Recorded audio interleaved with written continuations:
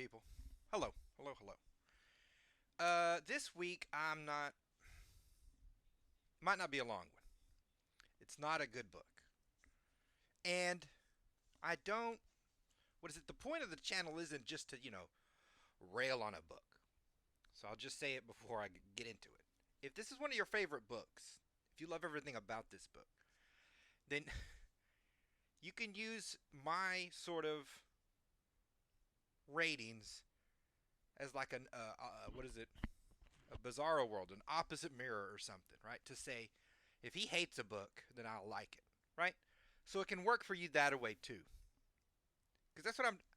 Let me read a book and then tell you about it, and then if it sucks, you don't have to waste your time, right? It's sort of some of the idea of this channel. This week is The Man in the High Castle. It actually I wonder how that's going to show up. I wonder. I guess I'll find out. Think they made a show out of it? I never seen the show. I have no idea about the show. I knew the author's name from Blade Runner, right? He made the Blade Runner book that the movie's based off of. So I knew his name. He's sort of famous. And then this one was on your old Kindle Unlimited. So I'm like, I'll give it a go. Because that's sort of the problem I always have with Philip K. Dick, Arthur C. Clarke, some of the retro sci-fi guys, is their books the price range, right? So it will not be a large book, right? So when you buy a big fat book, you're like, look at all I'm getting, even though it's $15 or 20 or whatever it is, right? You feel better about it. Their books tend to be smaller, and then so I'm in this weird hazy. Is it worth the $10? Because I know $10 can be like 5 books or 10 books on Kindle. You start going through that evaluation because you don't have a sense of what's the thing is and are you going to really like it? And who wants to buy a book they hate, right? So that's always my problem with your Arthur C. Clarke's and your Philip K. Dick's is I never want to commit. I never want to commit till after the fact. So I got this one, and it wasn't the Blade Runner, which I still want to read, despite this one being as bad as I say it is. I still want to read Blade Runner. But I got this one because it was there. So I grab it, and I read it, and it's terrible. It's just terrible. It's like a 2 out of 5 for me. It's barely a story. There's some elements there. I'm not really going to get into them because I could care less. I could almost care less. The bulk of this story, the big thing you have to, what is it? I can't think of the word. The big the big shtick, the big idea of it is that the what is it? The Axis side won World War II. The Nazis and the Japanese and the Italianos. They're who won the war, and what does the world look like in that sort of environment? He has a few problems. One, first person. So there would be a lot that has to happen for us to get from the end of the war to where we are 40 years later. I think because in the book he says Winston Churchill's like 90, and I think he was like 60 during the war, give or take. So it's a good long a generation's now grown up in this sort of new environment. But as first person doesn't give you any historical basis, right? We don't, in your mind, some people are different. In your mind, you don't generally walk around your day thinking about the founding fathers. And on this rock is where Christopher Columbus came. This kind of thing, right? You don't get that historical sense. Even in more modern terms, right? You don't say this moment I'm in right now was different because of 9/11, right? You don't say these things. You live it, and your thoughts are about that moment, right? So he tries to squeeze in these historical thought processes or monologues from people in odd ways that don't seem to fit, right? That's one of the problems. Another problem will be you'll have like a white person, Swedish or something to this effect. I believe the country's in half. So half is the German half, and the other half would be Asian, the Japanese half. And so I think he's trying to get across that someone grew up in this era, and so their thinking is now more Japanese, which is debatable. Maybe I could then allow it. But, right, so if you're Japanese and you know English and you speak a type of an English because Japan's your,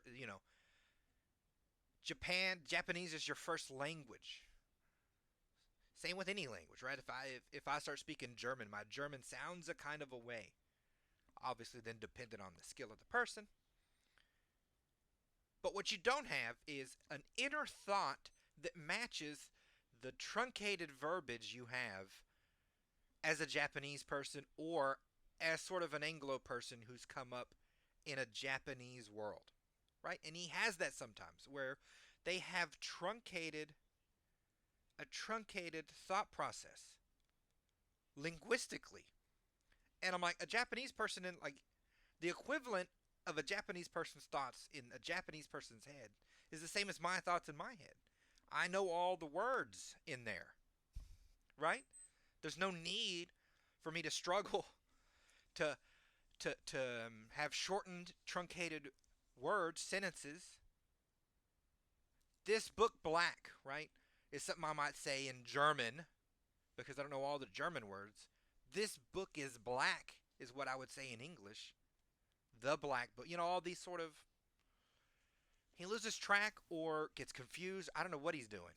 Or if he thinks the language is the best way to sell it. I honestly don't know what his plan is. But I don't like it. And it doesn't work for me. It's pretty bad. And it's consistent throughout the entire book. We then get into some... It's... Okay. He said this fairly early on, and I get the sense that I'm like, I think this dude was woke, but in the 1960s. There were woke people then too. Woke being, in case you don't know, is like you try and wrench your thought in where maybe it doesn't belong or doesn't count or is inappropriate. So he has the idea that the Germans, the Jew-hating, racist Germans, would get along better with the South. I guess, when he said it, my instant thinking is he thinks the South is very racist. It's a general thought that people have. Is it true? No, it's not particularly true. Was it true in the 60s? Maybe more than now. But even at that, why would the Germans, after winning the war, go to the South at all? It's an industrial center. So, okay, when Hitler invaded France, he took a tour of Paris, right? They took him on a tour. They, being the French authorities, took him on a tour of Paris. They were sort of okay with it. It's kind of a weird history. What is it? They wanted Paris to be the nicest city in the German Empire. I know, like in my head, I thought everyone hated the Nazis, but it was different. But he wouldn't go. He would go to the northeast cities: New York, Philadelphia, Boston, right? Chicago. These are where he'd go. Also, he'd find a more receptive audience there. Not saying, again, I'm not going his route. I'm not saying northern people are racist. Not saying this. What I'm saying is, you have more Germans there. That's just where they settled. A lot of Pennsylvania looks like parts of Germany. Temperature-wise, it's just those types of people settled there. So you'd have some sort of more affinity to that, as well as the cities were more liberal in that sense. There was a lot more. I think there was a Nazi rally in New York at some point. You would have gotten the intelligentsia on your side much faster. And this isn't to say they agreed. The people in Chicago or New York agreed with Hitler. There was a time when no one knew. No one knew the Nazi atrocities. So if he had won the war, then we'd have never known, right? Because history is written by the victor. We would have never seen them as negative. They would have been accepted a different kind of way, right? So I'm like, and I'm like, is it because I live in the South? I'm like, not particularly. What it is it is a low grade, superficial concept that doesn't match a reality. And the bulk of your book is trying to sell me that reality, or should be. That's the concept. In actuality, what his book does is pontificate.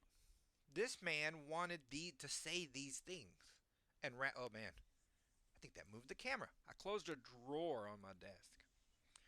Rather than just sit down and write an essay, right? Here's an essay. My thoughts on a German won America, right? My thoughts on racism in the South, etc., etc., etc.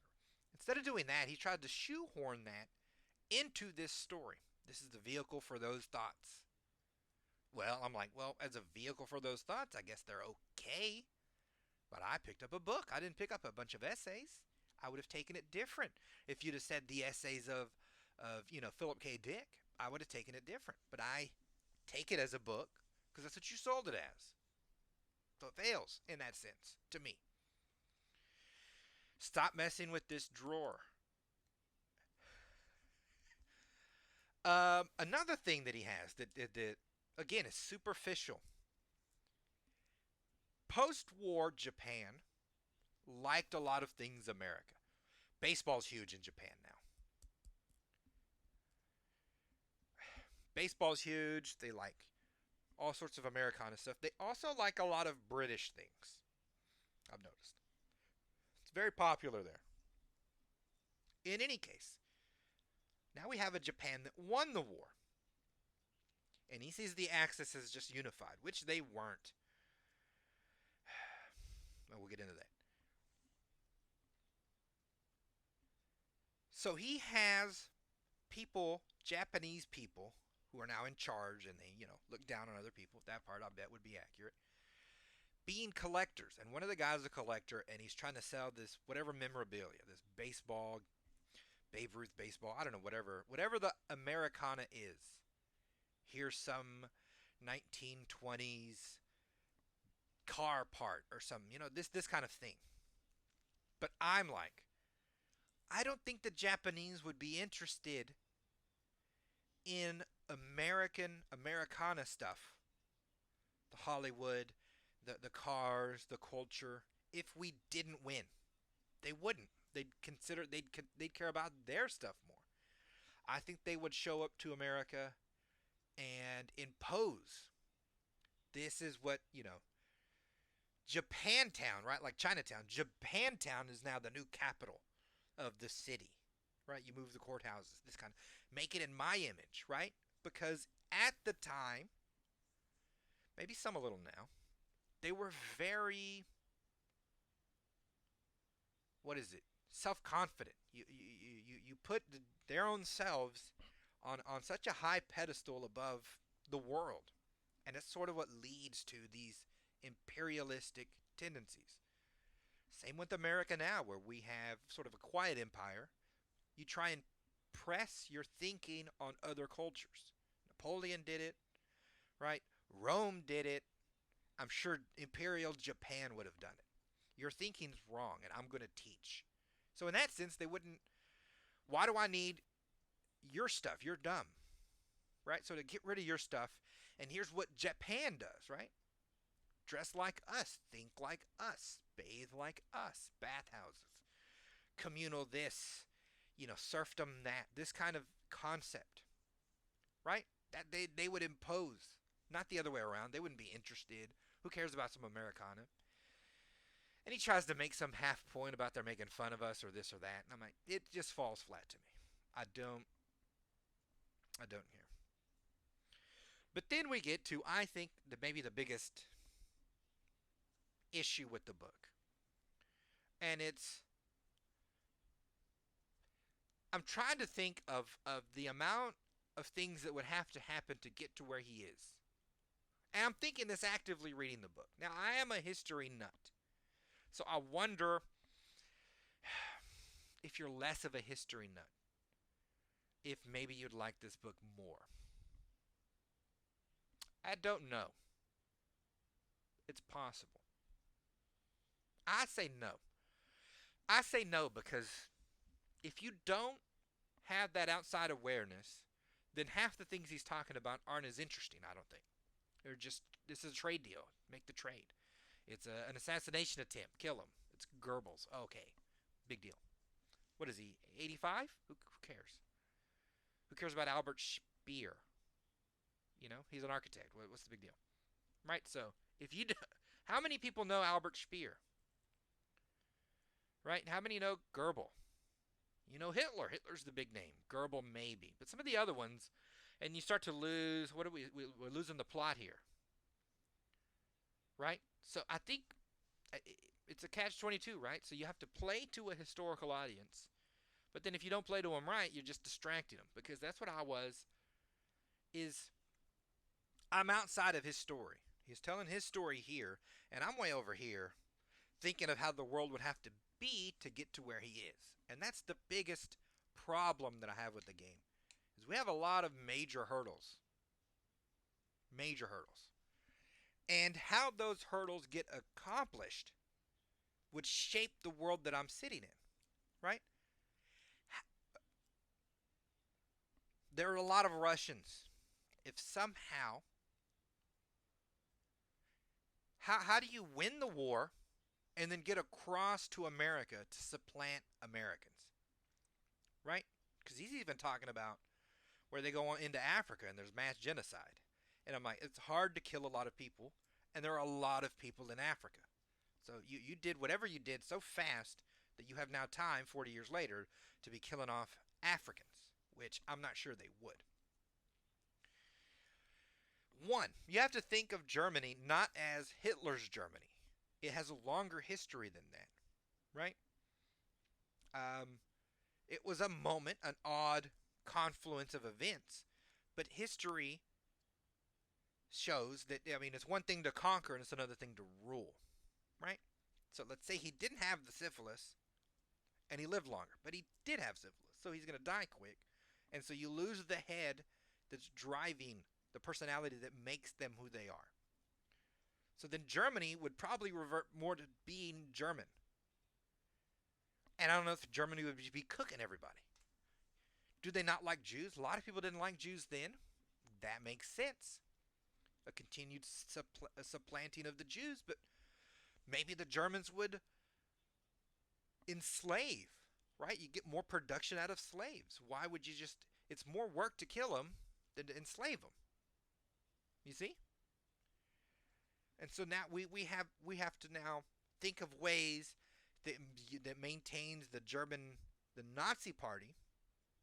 You also got to think the Germans have a tendency to kings. They have had a king a long time. They had one up to World War II. They could have installed a new one after World War I. They could have installed a new one after World War I. It's partially why they were susceptible to a Hitler. Right? You're used to a sort of a dynamic leader, just culturally. So then Hitler wins. What are the odds there's not a new king? Right? And then I'm like, I gotta find the same bloodthirsty level of a king? But we're also used to republic now, so you have to deal with parliaments. See, I'm like, it's a lot to hold up, because I don't think that the Germans as an entirety were bloodthirsty genocidal maniacs, right? It was a pocket in a moment, and it made a horrible mess. That's one problem. Two, it'd be, how would I have dealt with the Russians? Which I'm like, okay, because I didn't see a lot of Russians in this book. I gotta imagine. The only way is you have a nuke, right? So you would nuke the crap out of Russia because you didn't like those people. Britain capitulates and then America capitulates. Or you nuke the crap out of Russia and then you like guess nuke us on D-Day? I don't know. You'd have to take out the army. You still having a hard time getting across that ocean, right? If we still had an army, I'm not sure why America would capitulate unless we saw those nukes. But would we capitulate in the sense that we're going to give you our country? I don't know. I don't think so. The way everything else was going, World War II wasn't a war where you capture a capital city and then the country capitulates. World War II was a war where like civilians were getting fed into the feeder here, right? Russia fed tons of them in. America might ask you to prove it's 1940 something. I don't know. We have planes that get all the way across to deliver the bomb. You have subs, but we don't have submarine rocket launching. You see, we in this scenario, we would then become Russia. Russia after the war quickly got the bomb, and then it was a Cold War, right? It'd be a Cold War between America and Germany, and it's simply because the ocean separates it. You have a lot of U-boats. We have a lot of the rest of the boats. Now maybe you get Britain on your side, possibly, because they're right there. They could get nuked. They don't want to get nuked. I can see that working, but you still have that. You have two oceans on either side of America. And then we would obviously then go South America. There's our numbers. We only have 300 million Americans. Probably less then. But there's a lot of Latin Americans. And there's a lot of materials in South America. We'd start churning out boats. And since you won, we'd do what you did. U-boats. Like mad. Nuclear bombs like mad. It'd be two halves of a world. Right? I suppose we're going to say you quelled China the same way, but then we get into would the Germans and the Japanese even get along?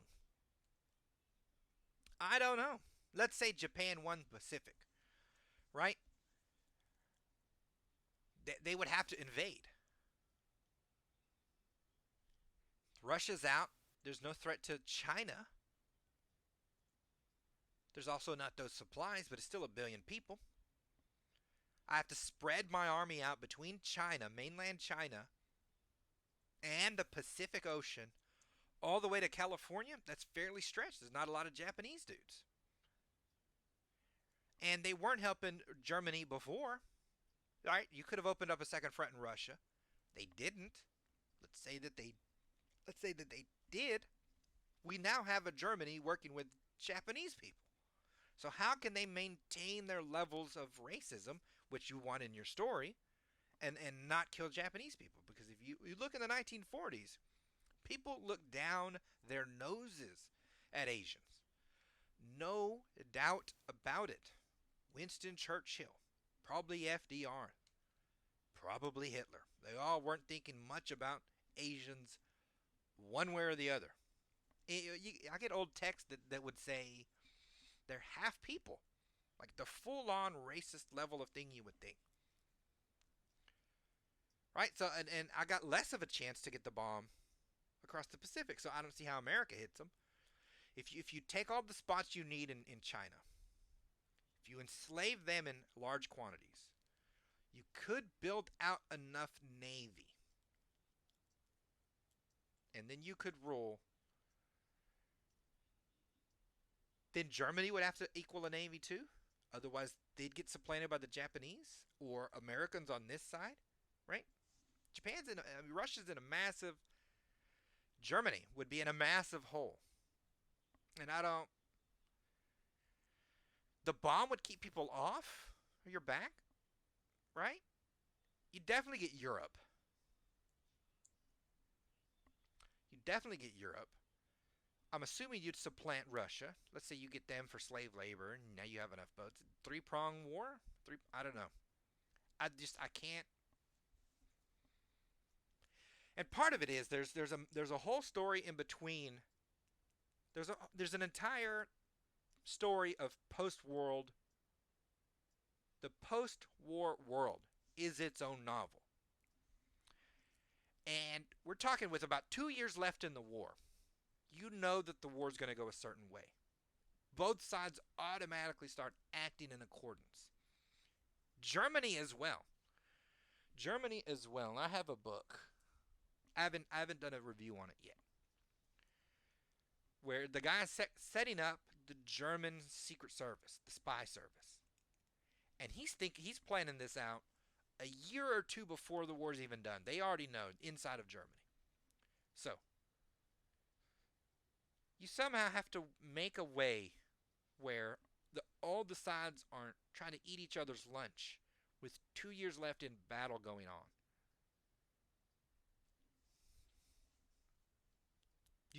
You'd want America, but Germany can't get the army there, and Japan can, but not really because you got the further ocean, but the more boats. You'd need you'd need them to send their boats all the way around, but they don't have enough boats. Let's say they get enough boats. Is Japan going to ferry German soldiers across? Can Germany make enough boats for an invasion of America before America makes enough boats to defend it? And if we have 2 years to go, can I make a factory in South America or 5 and defend the whole South America, the whole continent over there? I can. I can and I would. I'm just capitulation of the government even wouldn't give you America. Because the South is tons of guns. America has tons of guns. It'd be guerrilla warfare. It might take you 40 years. Now, do you threaten nukes? Maybe. Are you more peaceful? Maybe. But then you don't have the iron grip that he shows in the book. Right? So I'm like, I keep doing this juggling act. Now, that part, I guess, is fun. But that's just me daydreaming on my own, isn't it? That has nothing to do with his book. It's not much to do with what he wrote, other than me seeing errors and running off on a tangent. Right? Also, in his book, it's a small point, but it still got me. The reason we play baseball in America, not cricket, is because of some old war back in the day. Is it the Revolutionary War? Is it that far back? No. I don't think baseball's that old. It's some issue we had with Britain, actually. Because for a while, cricket was the national pastime. But if we lost the war, we would be playing soccer, which the Germans like, or cricket, which more of the world was playing at the time. And Hitler had an affinity for Britain, sort of the same as Napoleon did. He liked these places. So if he could have stopped bombing them and just conquered them, he would have. And he would have taken cricket and supplanted baseball, because that's too Americana. So in the sense where in the book we have some people playing baseball, they'd be playing cricket. If you want to hold to your little idea. Oh man, but that's basically the book. Well, which is nothing about the book, because again, I didn't care. It's not a good book. It's constantly thrown.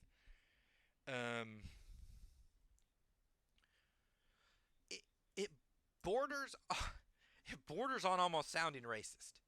To make it'd be like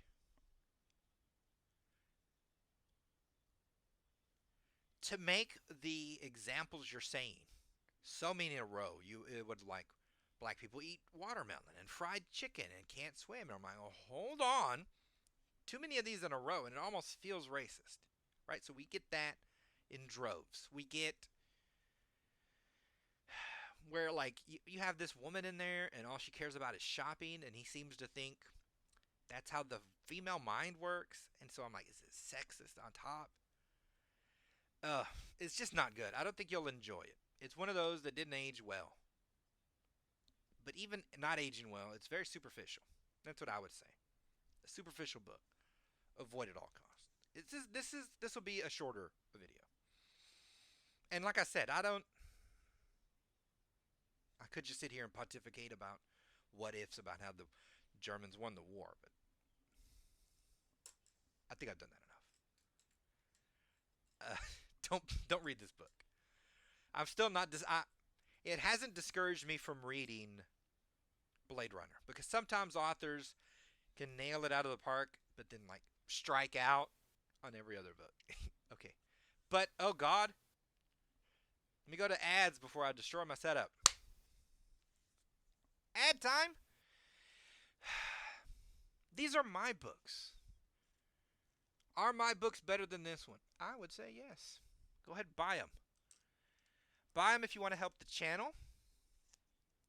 I never ask people to subscribe because I'm trying to get book sales, not subs. Which maybe is dumb. Maybe I should say subscribe and then I have more people watching, then more people have the chance to buy the book. I don't know. I mean, I suppose if you liked what you saw, you'll come back anyway. That's what I do. And then if later you don't want to hunt the channel down, you'll subscribe, which is what I do. I suppose it helps the channel, but buying the book helps the channel more, right? Because it's money. Okay, people. I will talk to you, lovely lot, next week.